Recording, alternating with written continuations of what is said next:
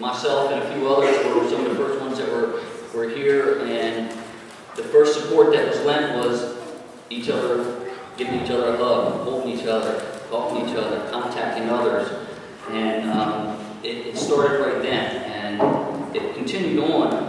Notifications were made, insurance companies had to be called, the UCC leadership. There were salvage things that were taking place in the very beginning, and questions about electrical, even that early on, we needed to pull Merle in and ask him, where do we shut this off? People started coming in without even being called or whatever. We had resources and people wanted to do things. From the very beginning, I wanted to make it clear, and it was important that Mark recognized it and that we all recognized that Mark needed to focus on the flock. We take care of rebuilding the barn. And that's what we, when I say we, I'm not talking about just these folks up here. I'm talking about we, the congregation. I think that's one of the biggest things that has really rung true to me, especially here lately, and I'll try and hold it together here. This is the church. We know that we call this the church, but I have come to realize much, much more that the people in the church, the congregation, that's what makes this church.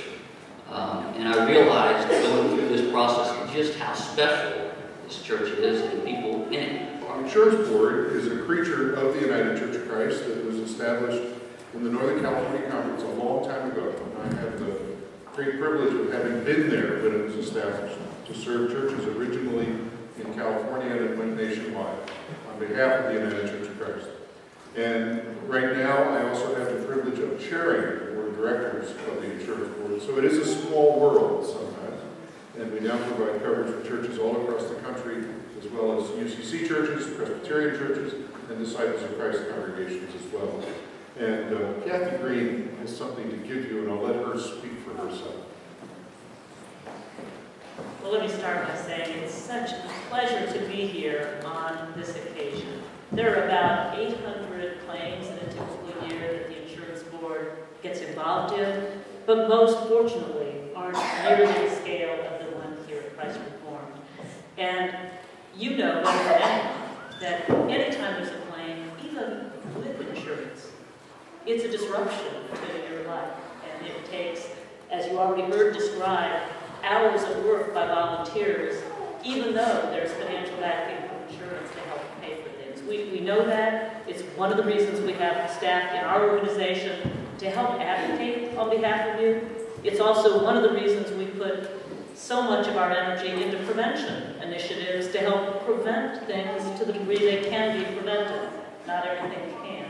But I brought a small token here. We picked up from your website the Raise the Star logo, and thought the leaders, the team leaders that worked on your behalf throughout this last 13-month period to restore this church deserve some lasting recommendation, some acknowledgement of their efforts. So I'm not certain.